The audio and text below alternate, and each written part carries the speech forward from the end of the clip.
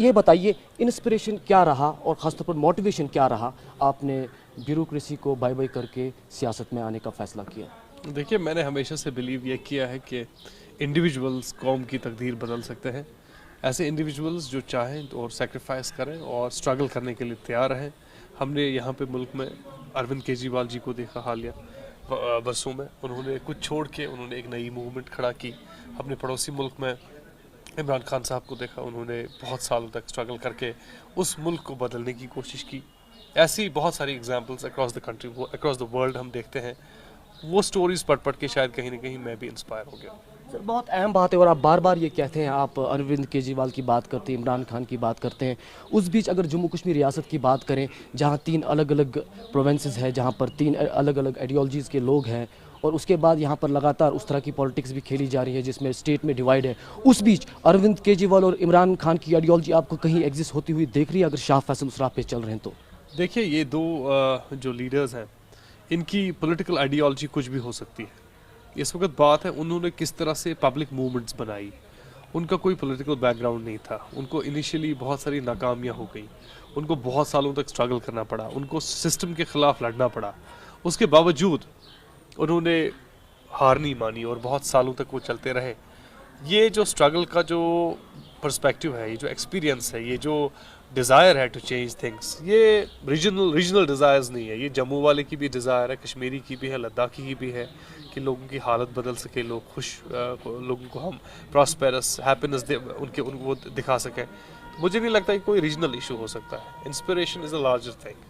आपके जवाब से मैं ये समझ रहा हूँ कि आप तैयार हैं बिल्कुल, अगर आप आने वाले चुनाव हारते भी हैं, आप तैयार हैं। जैसे इमरान खान ने बहुत समय तक स्ट्रगल किया और उसके बाद अभी वो प्राइम मिनिस्टर बने, उसके लिए आपकी सोच बिल्कुल तैयार है। लेकिन इस बीच जब आपने रिज़ाइन किया था आईएएस से, आपने कहा था कि स्टेट में पहले ही मैंडेट डिवाइडेड है, तो अलग पार्टीज बनाने से फर्दर मैंडेट डिवाइड होगा, और कहीं ना कहीं इशारा भी था कि आप नेशनल कॉन्फ्रेंस ज्वाइन करेंगे। तो फिर प्लान कैसे चेंज हुआ, ये थोड़ा ज़्यादा? कि हमने ये कहा, पहली बात तो ये है कि हम यहाँ इलेक्शन जीतने या हारने के लिए नहीं आए हैं, हम लोगों की लाइव्स को चेंज करने के लिए आए हैं। इलेक्शन एक मीन्स है वो चीज़ करने का, इसलिए इलेक्शन का प्रोसेस होता रहेगा, लेकिन हम उसके साथ साथ उसके बावजूद भी आवाम का काम करते रहेंगे। उसके साथ साथ ये भी बात है कि हमने पहले कहा कि मैंडेट डिवीजन की बात है, तो मैंने उसी वक्त ये अर्ज़ किया कि मैं पार्टी बनाऊंगा कि नहीं बनाऊंगा, ये फैसला मैं आवाम पे छोड़ता हूँ।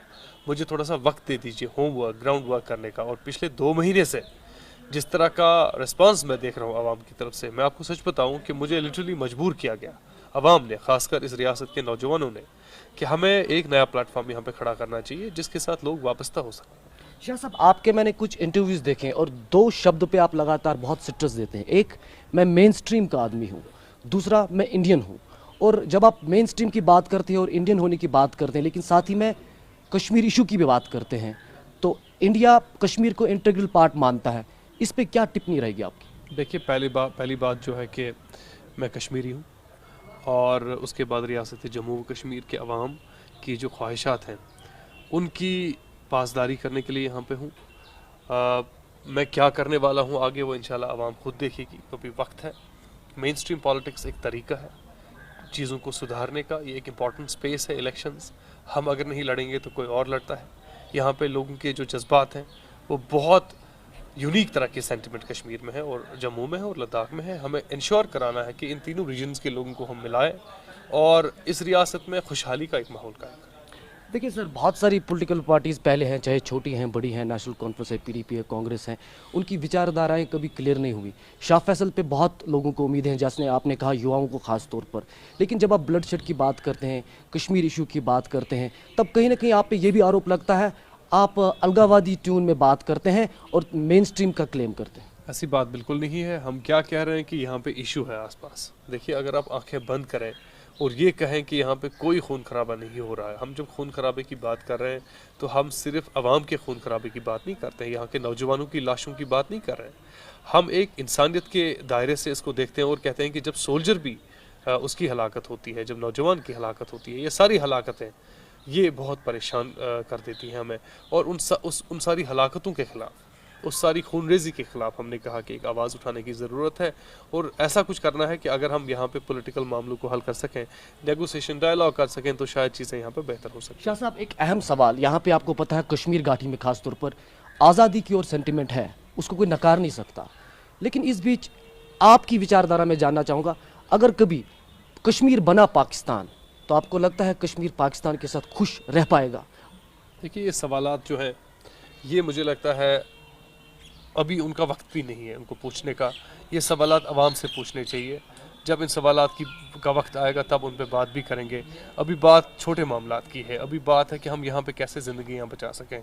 अभी बात यह है कि हम यहाँ पे कैसे शफाफियत का माहौल कायम कर सकें। जो नाइंसाफ़ी का जो माहौल बना हुआ है उसको हम कैसे कम कर सकें। जो बड़े मामलात हैं वो मुझे लगता है 2 ममालिक आपस में मिल बैठ के हल करें तो वो तब शायद ज़्यादा बेहतर होगा। आप युवा है, युवाओं का समर्थन है आपको, लेकिन इस बीच इलेक्टोरल पॉलिटिक्स आप जानते हैं कुछ अलग रहती है। आपको लोग क्यों चुने, क्यों आपको लोग सपोर्ट करें, खासतौर पर जो आने वाले लोकसभा के चुनाव हैं? देखिए, अगर आप कंपेयर करेंगे कि जो टीम हमारी बन रही है, अभी तश्कील जो हो रही है, वो सारे लोग कुछ ना कुछ छोड़ के आए हैं ज़िंदगी में, और बहुत सारे पोस्ट्स, बहुत सारे जॉब्स छोड़ के आए हैं, बहुत सारा पैसा छोड़ के आए हैं, अब्रॉड अपॉर्चुनिटीज़ छोड़ के आए हैं। ऐसे में जो कैंडिडेट्स हम प्रोवाइड करेंगे इंशाल्लाह आवाम को, वो बहुत यूनिक होंगे, कैरेक्टर के लोग होंगे और जो लोग रियली पैशनेट हैं कुछ चीज़ें करने के लिए। लेकिन इस बीच आपने ये खुद भी एनालाइज किया होगा, ऑब्जर्व किया होगा, लोगों को आपसे उम्मीदें ये है, सबसे बड़ी उम्मीद ये है कि आप मसले कश्मीर पे शायद कुछ कर पाएँ। अगर आप यहाँ से पार्लियामेंट पहुँचते हैं तो आप कैसे देखते हैं, क्या हल है, क्या हो सकता है जिससे लोग इस प्रॉब्लम से बाहर आ सकते हैं, और पाकिस्तान का क्या रोल देखते हैं? देखिए, बात सिर्फ पार्लियामेंट तक पहुंचने की नहीं है। अब पार्लियामेंट में अगर मैं पहुंच भी जाऊं तो वहां पे वक्त कितना मिलेगा बात करने का, वो अलग बात है। बात एक प्रोसेस की है, बात अगले सालों की बात है। ये कोई ओवरनाइट कोई चीज़, कोई मसला हल होने वाला नहीं है। हम सबको पता है इसका सोल्यूशन क्या है। अगर मैं वो सोल्यूशन आपके यहाँ पे कहना स्टार्ट करूँ तो उस सोल्यूशन का कोई वैल्यू नहीं रहेगा, लोग बड़ा नॉन सीरियसली इसको ले लेंगे। बात यह है कि जो ये 2 ममालिक हैं, न्यूक्लियर पावर्स हैं, जो रिसेंटली जंग की ऑलमोस्ट दहलीज पे पहुंच गए थे, इन 2 ममालिक को आपस में बैठना पड़ेगा, कश्मीरी को फैसिलिटेट करना पड़ेगा, और जम्मू का लद्दाख की जो एस्पिरेशंस हैं उनको उस डायलॉग प्रोसेस में डालनी पड़ेगी, तभी शायद चीज़ें हल हो सकती है। लेकिन मैं जो समझ रहा हूँ, आपकी जो राजनीति है या जो सोच आपकी है वो बहुत लंबी चलेगी और आप बहुत दूर की नज़र रखते हैं। लेकिन आपको नहीं लगता जम्मू कश्मीर रियासत में लोगों के पेशेंस बहुत ख़त्म हुई हैं, और क्योंकि वो पहले ही बहुत सारे राजनेताओं पे भरोसा कर चुके हैं, तो फिर से मैं पूछ रहा हूँ शाह फैसल पे क्यों करेंगे? क्योंकि मैं ये समझ नहीं पा रहा हूँ, आप डेवलपमेंट को लेकर आप आगे बढ़ रहे हैं, आप कश्मीर मसले को उजागर करने के लिए लोगों का सपोर्ट मांग रहे हैं, क्या क्लियर थोड़ा करें हम? देखिए, कौमों को ओवरनाइट नहीं बदला जा सकता। अगर हम ये सोचें कि कोई नया लीडर आएगा, उसके हाथ में जादू की छड़ी होगी, वो कुछ मुआजिज़ा करेगा, तो मैं उसको मानूंगा कि वो अनरियलिस्टिक टाइप ऑफ पॉलिटिक्स है। कौमों की ज़िंदगी बदलने में वक्त लगता है, और वो वक्त बहुत कम भी हो सकता है, ज़्यादा भी हो सकता है। मेहनत करनी है, कोशिश करनी है। मेरा मानना है, मैं पुरुउम्मीद हूँ। मैं आज जहाँ पे आप इम्पेशंस की बात करते हैं, मैं होप की बात करता हूँ। मैं कहता हूँ बेसब्री तो है, मगर उसके साथ साथ मुझे उम्मीद भी है कि थोड़ा वक्त शायद ज़रूर लग सकता है, लेकिन एक दिन ये खून खराबा, ये कॉन्फ्लिक्ट ज़रूर ख़त्म हो जाएगा। शाह साहब, मुझे पता आप बिजी हैं, लेकिन कुछ अहम सवाल है। ये बताइए, आपको नहीं लगता मेन स्ट्रीम और अलगावादी सोच के बीच अगर शाह फैसल चल रहे हैं तो ये लोगों के लिए इनजस्टिस होगा? आपने साफ करना पड़ेगा कि आप क्या विचारधारा लेकर आगे बढ़ रहे हैं, जिसके बारे में हम लगातार पूछ रहे हैं, और उसके चलते आप अफजल गुरु के मामले को लेकर, अभी जो पुलवामा फिदायीन हमला हुआ उस मामले को लेकर क्या सोच रखते हैं? ये जो मेन स्ट्रीम का जो कॉन्सेप्ट आपके जहन में है, वो मेन स्ट्रीम का कॉन्सेप्ट, उसको चैलेंज करने की ज़रूरत है। यहाँ पे एक सेंटिमेंट है, आपने खुद ही कहा। ऐसे में पॉलिटिकल पार्टिसिपेशन वाले लोग मेन स्ट्रीम में हैं कि वो लोग मेन स्ट्रीम में हैं जो पॉलिटिकल पार्टिसिपेशन नहीं करते हैं। तादाद किनकी ज़्यादा है, इन्फ्लुएंस किनका ज़्यादा है, ये जो टर्मिनोलॉजी है, इस पे हम फुर्सत से डिबेट कर सकते हैं। आप गन को किस तरह देखते हैं? क्योंकि सब तो डायलॉग की बात करते हैं, लेकिन अभी गन ही एक विकल्प लग रहा है जो आज़ादी मांग रहे हैं, तो डायलॉग तो नहीं हो पा रहा है। शाह फैसल कैसे दें? देखिए, मेरा फंडामेंटली जो अप्रोच है पॉलिटिकल इश्यूज़ को हल करने का, वो नॉन वायलेंट है।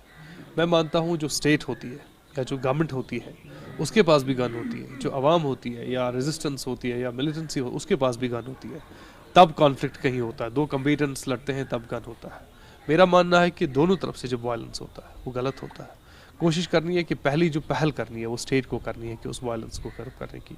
एक पॉलिटिकल प्रोसेस स्टार्ट होता है। दुनिया में बहुत बड़े बड़े कॉन्फ्लिक्ट्स रहे हैं, डेकेड्स तक चले हैं, लेकिन एक दिन ख़त्म हुए हैं, अमन आया है। हमें कोशिश करनी है कि उस प्रोसेस को, उस डायलॉग प्रोसेस को स्ट्रेंथन करने की। आप ब्यूरोक्रेट रह चुके हैं, डॉक्टर हैं, बहुत पढ़े लिखे हैं, लेकिन आपको लगता है एक आम वोटर को जो एक्चुअली वोट करता है ग्राउंड पे, सोशल मीडिया पे आपको बहुत समर्थन मिल रहा है, आपके साथ बहुत सारे युवा भी इस समय खड़े हैं, लेकिन आपको लगता है ये वोट में तब्दील हो सकता है और आम जो ग्राउंड लेवल पे वोटर है, जो नेशनल कॉन्फ्रेंस को वोट करता है, पीडीपी को वोट करता है, वो शाह फैसल की जो ये बात है वो समझ पाए? हम वोटों की राजनीति करने के लिए यहाँ नहीं आए हैं। ये बिल्कुल मकसद नहीं है कि हम यहाँ पे वोटों की लड़ाई में बढ़ जाएं। मकसद ये है कि हमें समाज को तामीर करना है, उसको तब्दील करना है, एक नई हवा चलानी है यहाँ पे और हवा बदलनी है। मकसद ये है कि अगर इवन हमें स्ट्रगल करना पड़े, उससे कोई परेशानी नहीं। हमने फिर एग्जिस्टिंग पॉलिटिकल पार्टीज़ को ज्वाइन किया होता, अगर हमें इलेक्शन जीतने की उतनी ज़्यादा दौड़ होती, अगर हमें पोस्ट्स या मिनिस्ट्रीज लेने का शौक़ होता, तो हमने किसी और बड़ी पार्टी के साथ ज्वाइन किया होता। वो मकसद नहीं है हमारा। आखिरी सवाल सर, आप पॉलिटिकल पार्टी कल शायद लॉन्च करने जा रहे हैं, तो कितने लोग हैं ख़ासतौर पर ब्यूरोक्रेसी से या इंटेलेक्चुअल तबके से और ख़ासतौर पर युवा जो है, जो आपको ये पार्टी जो है नॉर्थ के, जैसे खबरें आ रही है, नॉर्थ कश्मीर से लॉन्च करने की सलाह दे रहे हैं, और क्यों? देखिए, हम श्रीनगर से लॉन्च कर रहे हैं कल, और पूरी रियासत की आवाम, रिप्रेजेंटेटिव्स करीबन तमाम इलाकों से आ रहे हैं और कल पार्टिसिपेट कर रहे हैं। इंशाल्लाह अच्छी गैदरिंग होने वाली है, मैं आपको भी वहाँ पे इनवाइट करूँगा। शुक्रिया सर, थैंक यू। तो साफ कर दिया शाह फैसल साहब ने कि वो नॉन वायलेंट पॉलिटिक्स पे बिलीव करते हैं और कहीं ना कहीं उनकी जो पहल है वो समाज को बदलने की है, उनके साथ युवा समर्थन है और वो कोई भी वोट बैंक पॉलिटिक्स के लिए सियासत में नहीं आए हैं, वो समाज को बदलना चाहते हैं और कहीं ना कहीं जो हिंदुस्तान और पाकिस्तान के बीच में स्टैंड ऑफ है उस पर वो बातचीत की सलाह देते हैं और लगातार उन्होंने ये बात की कि वो मेन स्ट्रीम के आदमी हैं और वो कहीं ना कहीं हर चीज़ का हल मेन स्ट्रीम में ही देखते हैं। कैमरा पर्सन सईद मुर्तज़ा के साथ इरफान कुरैशी, TV9 श्रीनगर।